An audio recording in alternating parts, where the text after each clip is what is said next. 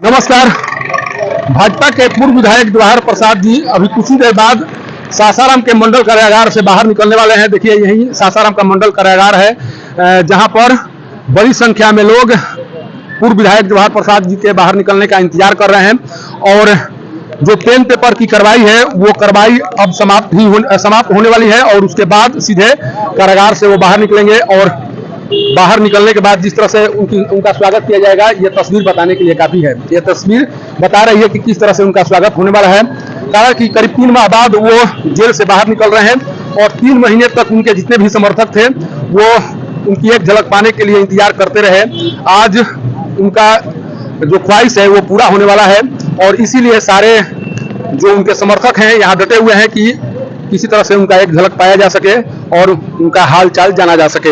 हमारे साथ अभी एमएलसी संतोष कुमार सिंह जी हैं, जिनसे बात कर जाने की कोशिश करेंगे कि किनके इंतजार में यहाँ खड़े हैं और किस तरह से उनका स्वागत करने की तैयारी है। सर, अभी बहुत देर से आप यहाँ खड़े हैं, किनके इंतजार में खड़े हैं? आज हमारे पूर्व विधायक 5 बार के विधायक रहे, जिनको नीतीश चाचा भतीजे की सरकार बेवजह बंद कर दी थी। हमें न्यायालय को आपके चैनल के माध्यम से, माननीय उच्च न्यायालय को पूरे बिहार के तरफ से कोटि कोटि धन्यवाद नमन कि आज न्याय मिला और सभी हमारे कार्यकर्ता जैसा देख रहे हैं उत्साहित हैं। वेलकम करेंगे, हम लोग ऐसा वेलकम करेंगे ताकि नीतीश कुमार और तेजस्वी यादव दोनों देखें कि लाठी डंडे की सरकार से नहीं मतलब है, न्याय मिलेगा, हमें विश्वास है। अच्छा, जिनके स्वागत के लिए आप खड़े हैं, उन पर एक तरह से दंगाई होने का आरोप लगाया गया है। उनको 302 के तहत आरोपी बनाया गया है। आप एक दंगाई को यहाँ पर महिमान्वित करने के लिए खड़े हैं। भाजपा में जिस तरह से भाजपा पर आरोप लगाया गया कि भाजपा के जितने भी नेता हैं, पूर्व विधायक हैं, उनके द्वारा सासाराम शहर के माहौल को खराब करने की कोशिश की गई, आपको नहीं लगता है कि आप एक ऐसे व्यक्ति का महिमामंडित करने की कोशिश कर रहे हैं जिन पर प्रशासन के स्तर से दंगाई होने का आरोप लगाया गया है? आपको पता है, शायद आप चैनल के लोग हैं, भारत के चौथे स्तंभ में दंगाई कौन है, लाठीबाज कौन है, मर्डरर कौन है, अपराधी कौन है, आपको पता नहीं है? इस सरकार में जितने लोग बैठे हैं ये हरिचंद के घर से पैदा हो गया है क्या? ये सबको पता है, आपके पूछने से कोई मतलब नहीं है। ये पूरे बिहार नहीं, पूरे देश के लोग नहीं, देश के नहीं, पूरे विश्व के लोग जानते हैं कि भाजपा कैसी पार्टी है, कैसी अनुशासित पार्टी है, भाजपा की सोच क्या है। अरे यार, जो भारतीय जनता पार्टी कार्यकर्ता भारत माता की जय और वंदे मातरम और मिट्टी को सैल्यूट करता है, भारत माँ को कभी दंगाई नहीं हो सकता, कभी अपराधी नहीं हो सकता, कभी गलत काम कर नहीं सकता। वो हर कार्यकर्ता के पास अनुशासन वाली पार्टी है। इस पार्टी के पास अपना सिद्धांत है। हम भारत के लिए जीते हैं, हम समाज के लिए जीते हैं, हम भारत के विकास के लिए, भारत को परम वैभव पहुंचाने के लिए जीते हैं। हमें मेवा खाने के लिए दोनों हाथ नहीं जीते।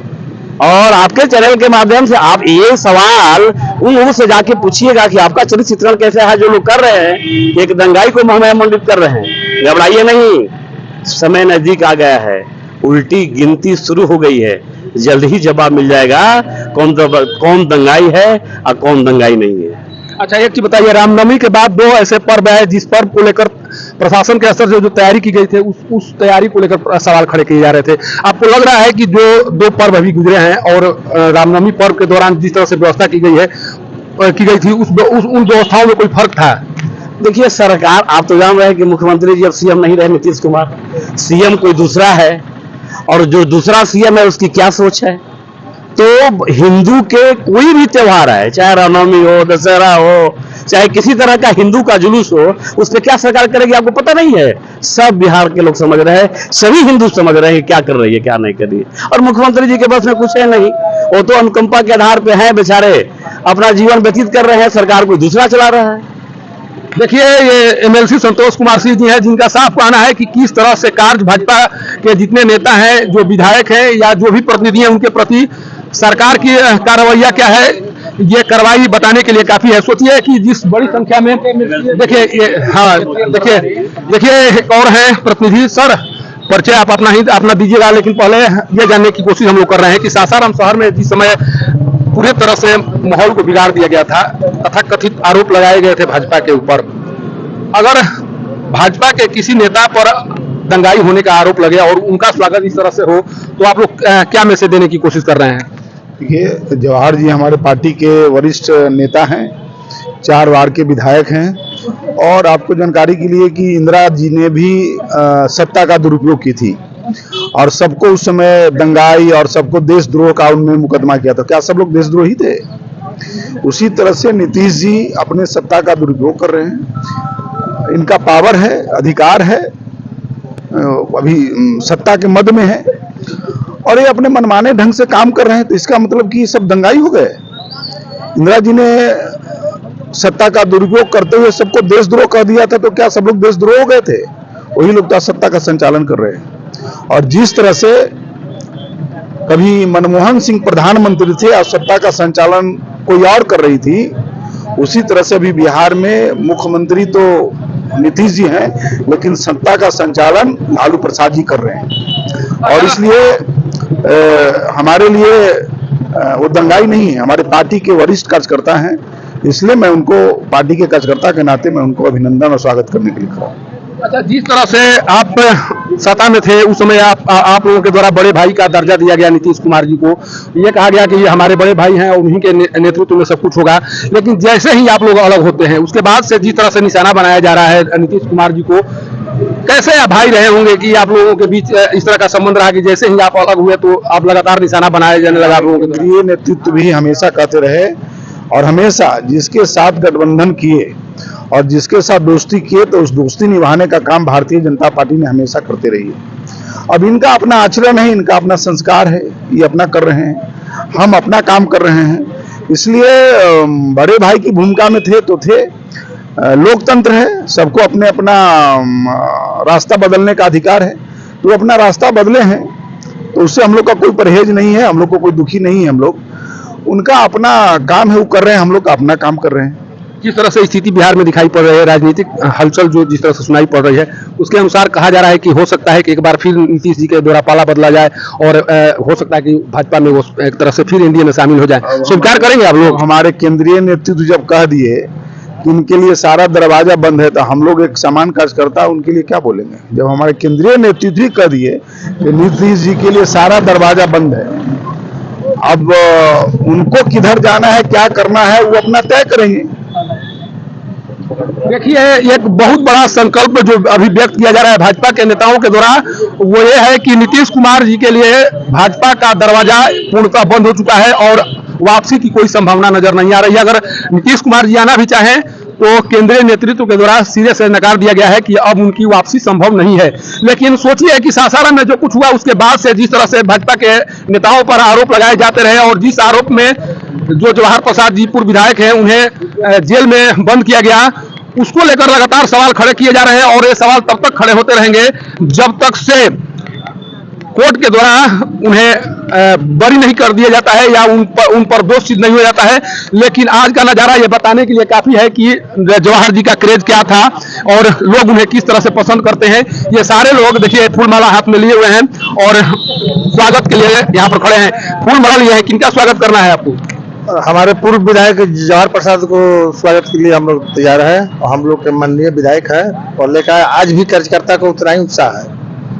काम हम किए हैं अपने कार्यकाल में? बहुत अपने कार्यकाल में तो बहुत, हम तो 5 वर्ष उनके साथ थे लेकिन बहुत काम किए हैं। हमारे पंचायत में चाहे जो भी क्षेत्र में रहे उनका शिकायत कोई नहीं मिलेगा, कहीं से नहीं मिलेगा।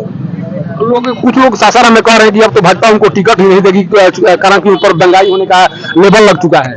दंगाई तो है नहीं, लेकिन पार्टी अब टिकट दे ना दे तो पार्टी के ऊपर डिपेंड करता है। पार्टी हम लोग का चलता है अपना केंद्रीय नेतृत्व, तो पार्टी जिसका उसका हम लोग समर्थन करते हैं, लेकिन हमारे नेता है तो है।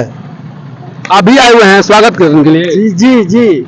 बात तो ऐसा है कि जवाहर प्रसाद को आप लोग या जनता नहीं कह रही कि दंगाई है।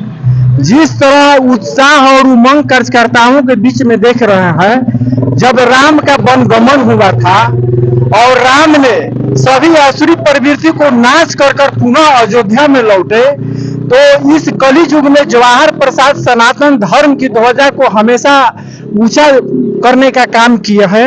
और देश में कानून से देश चलता है, किसी को कहने से कोई दंगाई होता है ना मर्डरर होता है।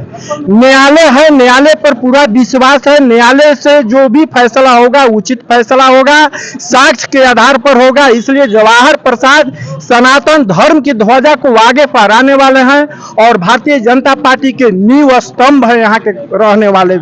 देखिए, जब से जवाहर प्रसाद जी जेल गए हैं उसके बाद से लगातार उनके चरित्र चित्रण किए जा रहे हैं। कोई उन्हें दंगाई बता रहा है तो कोई ये कह रहा है कि वो लोगों की भलाई के लिए काम करते हैं और लोगों की भलाई के लिए ही उन्हें बलि का बकरा बनाया गया है। कारण चाहे जो भी रहे हो, लेकिन इतना तय मानिए कि आज भाजपा कार्यकर्ताओं के लिए एक सुखद दिन है। कारण कि उनके चहेते आज जेल से बाहर निकल रहे हैं और जैसे ही बाहर निकलेंगे उसके बाद का नजारा मैं दिखाऊंगा। लेकिन यहाँ पर जो नजारा है उसे देखिए और समझिए कि किस तरह से भाजपा कार्यकर्ता पूर्व विधायक जवाहर प्रसाद जी को पूर्व विधायक जवाहर प्रसाद जी के बाहर निकलने का इंतजार कर रहे हैं। और यही मंडल कारागार है जिस मंडल कारागार में वो पिछले 3 माह से बंद है और लगातार उनके जो भी समर्थक थे यहाँ आते रहे, उनसे मुलाकात करते रहे, उनका हाल चाल जानते रहे। लेकिन आज जवाहर प्रसाद जी अपने समर्थकों के बीच आ रहे हैं और जब बीच में आएंगे तब समर्थकों और उनके बीच का जो दूरी रहा है अभी तक, वो उस दूरी को किस तरह से काटने की कोशिश होगी ये मैं कैमरे के माध्यम से दिखाने की पूरा प्रयास करूंगा।